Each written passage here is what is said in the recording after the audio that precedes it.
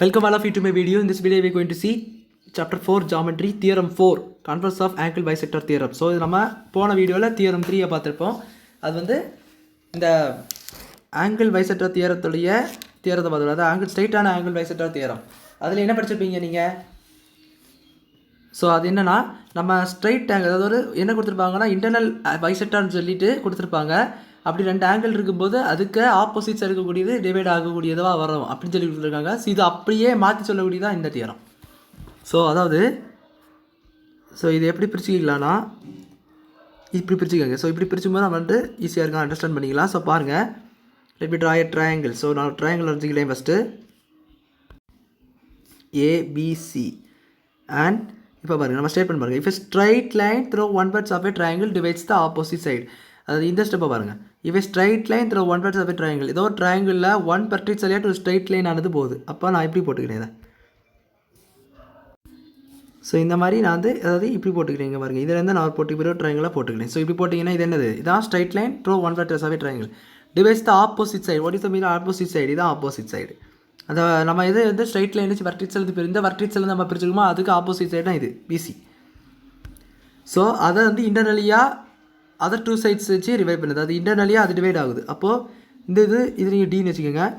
அப்போ இதுவை இது அதான் சார் இதுவை இது இஸ் ஈக்குவல் டு இதுவை இதுன்னு சொல்லி கொடுத்துருக்காங்க. ஷார்ட் இது வந்து என்னென்னா P D by this A B is equal to AB by P D is equal to A C by பிடின்னு சொல்லி கொடுத்துருக்காங்க. ஸோ இதுதான் உங்களுக்கு கொடுத்துருக்குது. ஸோ அதை நீங்கள் கிவன் சொல்லி எழுதிக்கோங்க. கிவன் ஏபி பை ஏடி, இது ஏபி பை இது AC, AC is equal to AB by this AC, இந்த ரெண்டு சைஸ். அதாவது இது பை இது இஸ் ஈக்குவல் டு இது பை இதுன்னு சொல்லி வரணும். So AB by AD, AB by AC is equal to BD by CD. இதுதான் உங்களுக்கு கொடுத்துருக்கக்கூடியது. நான் யூ ஹவ் டு ப்ரூவ். என்ன ப்ரூவ் பண்ணணும்னா என்ன ப்ரூவ் பண்ணணும்னு பாருங்கள். என்ன ப்ரூவ் பண்ணணும்னா இந்த line bisects the angle internal vertex. So அந்த வெர்டெக்ஸை பைசெக்ட் பண்ணுது ஒரு ஆங்கிள். அந்த லைன் வந்து என்ன பண்ணுது? அந்த வெர்டெக்ஸோடைய ஆங்கிளை பைசெக்ட் பண்ணுது, பிரிக்குது ரெண்டாக. என்ன செய்யுது? உள்ளே பிரிக்குது. இன்டர்னலி பைசெக்ட் பண்ணால் உள்ளே ரெண்டாக என்ன செய்யுது?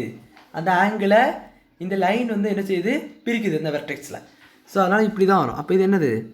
நீங்கள் போன தேர்தல் படித்தது மாதிரி ஆங்கிள் பைசெக்டார். அதாவது நீங்கள் இன்டர்னல் பைசெக்டார்னு சொல்லுவீங்க பார்த்தீங்கன்னா, அதே மாதிரி தான் இதுவும். ஸோ அதுதான் இது. ஸோ இப்போ புரிஞ்சுதுங்களா? இது புரிஞ்சு ஸ்டேட்மெண்ட் புரிஞ்சுட்டா? ஸோ நான் கொஞ்சம் தெளிவாக போட்டுக்கினே டயக்ராமை. இதுதான் உங்கள் டயக்ராம். ஸோ அது நம்ம டூ ப்ரூவ் எழுதிக்கலாம். டூ ப்ரூவ் என்னென்னா ஆங்கிள் இது ஆங்கிள் ஏடி பைசெக்ட்ஸ் ஏன்னு சொல்லணும். ஆங்கிள் ஏடி, இந்த ஏடி என்ன பண்ணுது? ஏடி என்ற லைன் என்ன பண்ணுது? ஆங்கிள் ஏ பைசெக்ட் பண்ணுது. அதாவது ரெண்டாக பிரிக்குது, இன்டர்னலியாக ரெண்டாக பிரிக்குது.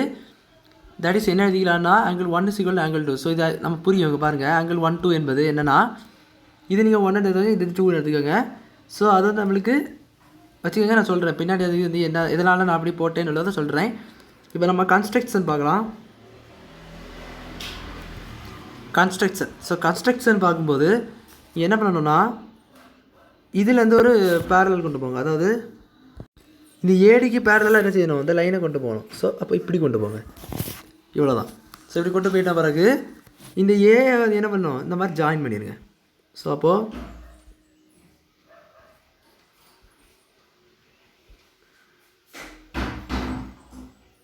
இதுதான் அவங்க ஆக்சுவலாக கொடுத்துருக்கக்கூடியது. ஸோ தெளிவாக வந்திருக்காது. ஸோ இதுதான்.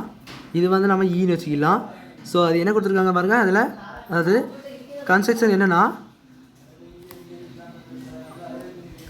ட்ரா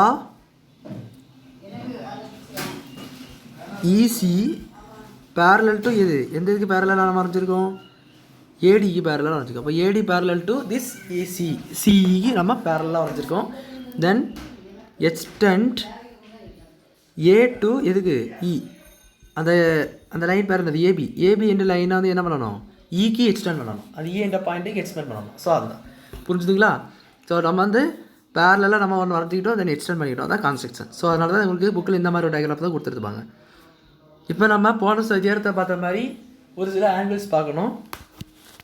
ஸோ இதே 1 2 போட்டேன்னு சொன்னீங்கன்னா இந்த ஆல்டர்னேட் இன்டீரியர் ஆங்கிள்ஸ் அப்படின்னு சொல்லிட்டு நீங்கள் போன சம்பளம் நாங்கள் சொல்லி தந்திருப்பேன் அது என்னன்ட்டு சின்ன வயசில் படித்தது. Z மாதிரி இருக்கும்போது இந்த இடத்துல டிவைட் ஆகும், இந்த மாதிரி இருந்தாலும் இந்த இடத்துல டிவைட் ஆகும். ஸோ அதாவது இந்த இடத்துல உள்ள ஆங்கிள் ஈக்குவலாக இருக்கும். ஸோ அதுதான் டிரான்ஸ்வர்சல் ஆங்கிள். ஸோ புக்கில் டிரான்ஸ்வர்சல் கொடுத்துருப்பாங்க. ஸோ அதுக்கு மீனிங் டிரான்ஸ்வர்சல். இந்த விசர்வே இந்த மாதிரி ஒரு ஷேப் இருந்துச்சுன்னா தட் இஸ் கால்ட் டிரான்ஸ்வர்சல்னு சொல்லுவாங்க. ஸோ இந்த மாதிரி நீங்கள் போட்டுக்கலாம். இப்போ நம்ம இது இசட் மாதிரி எப்படி போட்டு பாருங்கள். இது ஒரு இசட் மாதிரி இருக்குது தான், ஓரளவுக்கு இசட் மாதிரி தான் இருக்குது. ஸோ அப்போ இது ஆங்கிள் இருக்குன்னா இந்த ஆங்கிள் என்ன தான் 1 தான், சாரி அந்த angle 2.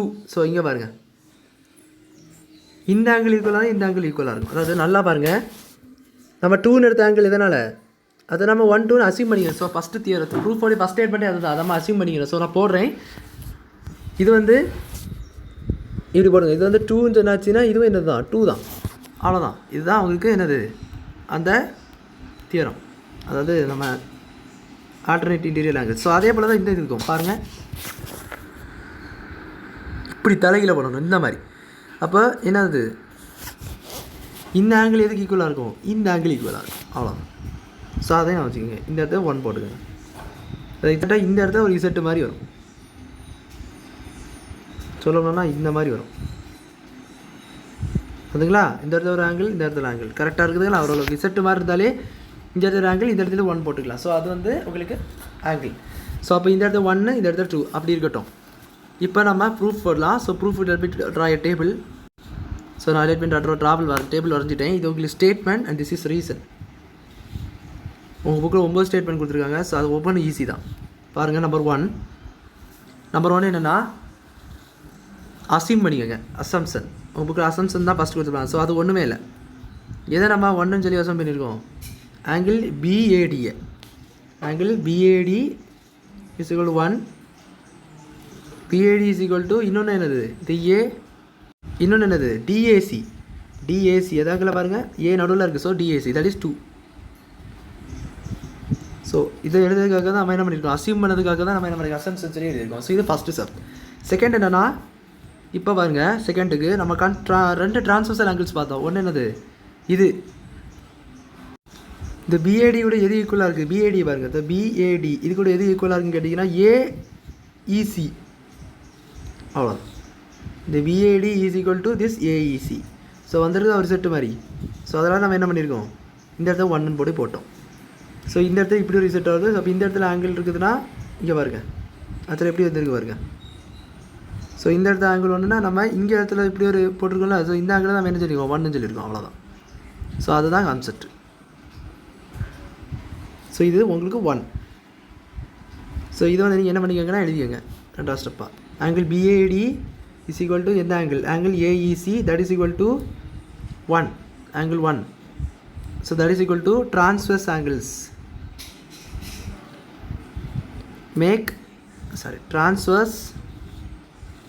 Make alternate angles. Transverse அந்த புக்கில் ஸ்டேட்மெண்ட்டாகவே கொடுத்துருப்பாங்க, அது என்னென்னு வாசிக்கிறேன்.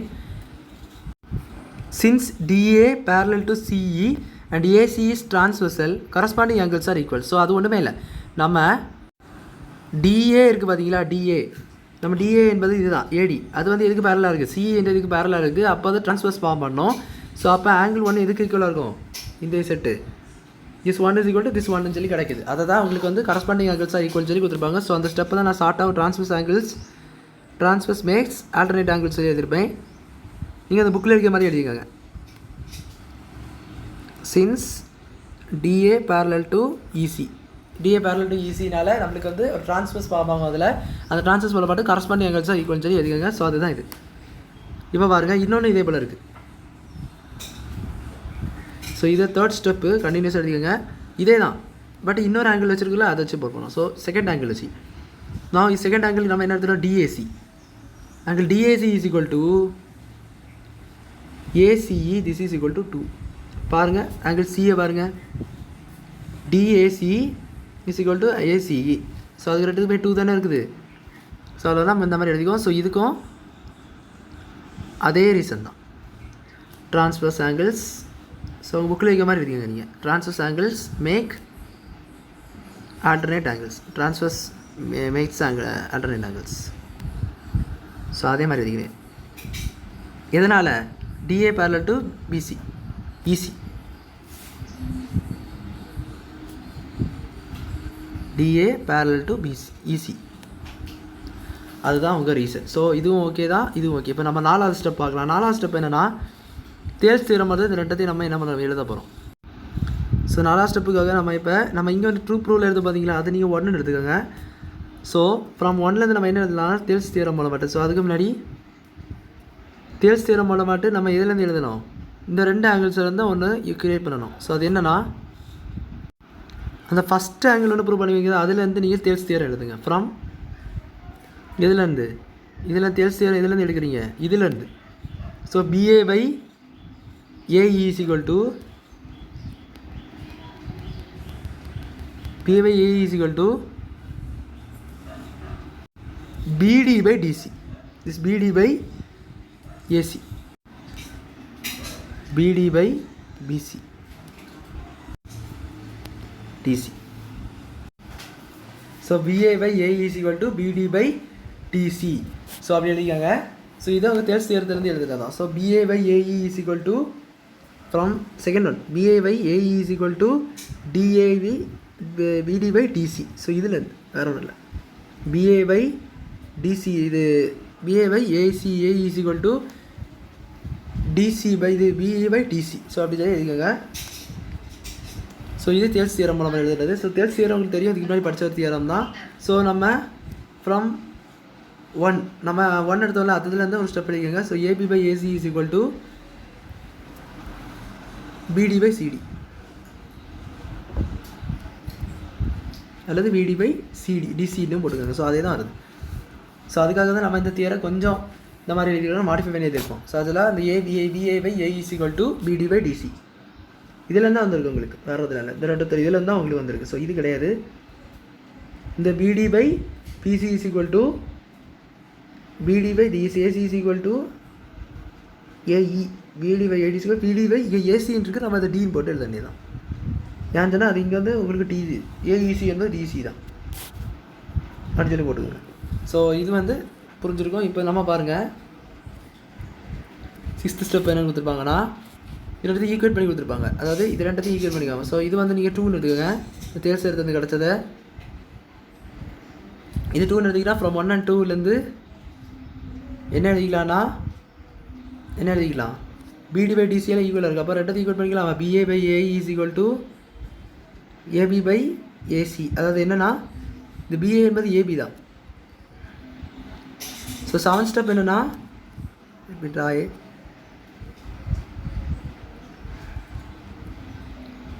ஸோ 7th ஸ்டெப் என்னென்னா கேன்சலிங் ஏபியை நம்ம கேன்சல் பண்ணி என்ன எழுதியிருப்போம், கேன்சல் பண்ணி ரெசிப்ரோக்கல் எழுதும். ஸோ இது கேன்சல் ஆனால் என்ன வரும், 1 by AE is equal to, இது எழுதப்படாது, நான் ஒரு புரியுறதுக்காக எப்படி எழுதுறேன். ஸோ நீங்கள் எழுதப்படாது அப்படி 1 by AE is equal to 1 by AC. Reciprocal என்ன பண்ணுறேன், என்னது ஏஇ இஸ் ஈக்குவல் டு ஏசின்னு சொல்லிட்டு கிடைக்கும். ஏஇ இஸ் ஈக்குவல் டு ஏசின்னு சொல்லி உங்களுக்கு கிடச்சிருக்கு. இதுதான் 7th step. So 8th step படி நம்ம இதை பாருங்கள், நம்ம ட்ரையாங்கிளுக்கு போவோம். AE is equal to AC, இங்கே பாருங்கள் ஏஇ இஸ் ஈக்குவல் டு ஏசின்னு சொல்லி கொடுத்துருக்காங்க.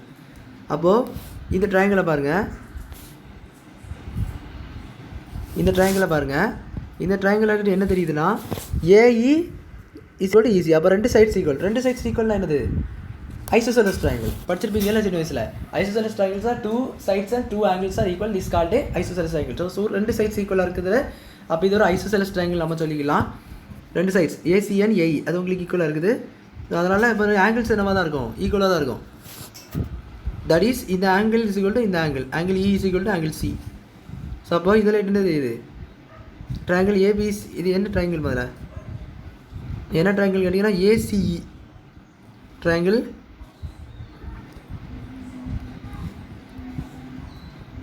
Triangle AC is isosceles. இதை நம்ம ரீசன்ல எழுதிக்கலாம். Angle triangle AB C is isosceles. அதனால் நம்ம என்ன வந்துட்டு angle 1 is equal to angle 2 வந்துட்டு, அதாவது ஆங்கிள் 1 என்னது ஆங்கிள் 2 என்னது, நம்ம இந்த 2 ஆங்கிள்ஸும் ஈக்குவல் சொல்லி கிடச்சிருக்கு. ஸோ அது நம்ம 1 2னே இருந்தாலும் அந்த 2 ஆங்கிள் ஈக்குவல் சொல்லி கிடச்சிட்டு, ஏன்னா ஏசி இஸ் ஈக்குவல் டு ஏஆ இருக்கும்போது அந்த 2 ஆங்கிள் என்னவாக தான் இருக்கும், கண்டிப்பாக சேமாக தான் இருக்கும். ஸோ அது நம்மளுக்கு கிடச்சிட்டு. ஸோ அதனால் லாஸ்ட்டில் நம்ம என்ன சொல்லலாம்னா நம்ம ப்ரூவ் பண்ணதான் சொல்லிடலாம். அப்போது since angle 1 is equal to angle BAD is equal to angle 2 is equal to DAC. So நம்ம ஆல்ரெடி நம்ம கண்டுபிடிச்சோம் BAD is equal to DAC என்பதை கண்டுபிடிச்சிட்டோம். இப்போ இதுவும் நமக்கு தெரிஞ்சுட்டு angle 1 is equal to angle 2. So last என்ன சொல்லலாம்னா AD bisects angle A. அப்போ அது பிரிக்குது, பைசெக்ட் பண்ணுது அப்படின்னு சொல்லிட்டோன்னா ஹென்ஸ் த ப்ரூஃப்னு சொல்லி இந்த தியரத்தை நீங்கள் கம்ப்ளீட் பண்ணிக்கலாம். ஸோ அவ்வளோதான் இந்த தியரம். ஸோ நத்திங், ஒன்றுமே இல்லை. நம்ம என்ன பண்ணியிருக்கோம், ஃபஸ்ட்டு அசம் பண்ணியிருக்கோம். தென் அதாவது நம்ம ட்ரான்ஸ்வர்ஸ் ஆங்கிள்ஸ் இசட் இருக்கும்ல, அதான் ட்ரான்ஸ்வர்ஸ் ஆங்கிள்ஸ். ஸோ அதை நம்ம ப்ரூவ் பண்ணிக்கோம். தென் தேர்ட் தியரம் மட்டும் இந்த ஸ்டெப் மட்டும் கொஞ்சம் சின்ன கன்ஃபியூஷன் ஏற்படும். ஸோ நிறைய பேர் கேட்பாங்க இந்த டிசி எப்படி வந்துட்டு. ஸோ டிசி எப்படி வந்துன்னா அந்த ஏ நம்ம சேஞ்ச் பண்ணி போடும். ஆக்சுவலாக வந்து புக்கில் அப்படி தான் கொடுத்துருக்காங்க டிசின்னு சொல்லிட்டு, அதனால் நான் டிசின்னு எழுதியிருக்கிறேன். ஸோ இப்போ பாருங்கள், இது வந்து நம்மளுக்கு 1, இது உங்களுக்கு அந்த BD/DC is equal to BD/DC. அது நீங்கள் எடுத்துக்கிட்டிங்கன்னா அவங்க என்ன கிடைக்கும்னா AB/AC is equal to AB/AEன்னு சொல்லி கிடைக்கும். ஸோ என்ன ஏபியும் கேன்சல் பண்ணிட்டு ரெசிப்ரோக்கில் போட்டிங்கன்னா அந்த 7 ஸ்டெப் கிடைக்கும். ஸோ நம்ம ஏசி இதில் நம்ம ஏசி ஐசோசெலஸ்ன்னு தெரியும். அப்போ அதனோட 2 ஆங்கிள்ஸும் ஈக்குவல்னு சொல்லி தெரியும். லாஸ்ட்டில் நம்ம ஆங்கிள் நம்ம எடுத்த ஆங்கிள்ஸ் நம்ம BAD is equal to DCன்னு ஃபஸ்ட் ஸ்டெப்பில் எடுத்த அசம்ஷன் வந்து 2 ஆங்கிளுக்கு ஈக்குவலாக இருக்கும். ஸோ அதனால் AD bisects Aன்னு கிடச்சிரும், ஆங்கிள் ஏன்னு கிடச்சிரும். அதனால் நம்மளுக்கு தியரம் வெரிஃபை ஆயிரும். ஸோ அவ்வளோதான் இந்த தியரம், புரிஞ்சிருக்கும்னு நினைக்கிறேன். வீடியோ பிடிச்சிருந்தா லைக் பண்ணுங்கள், ஷேர் பண்ணுங்கள், சப்ஸ்கிரைப் பண்ணுங்கள். டவுட்ஸ் இருந்தால் கமெண்ட்ஸ் சொல்லுங்கள். தேங்க்யூ.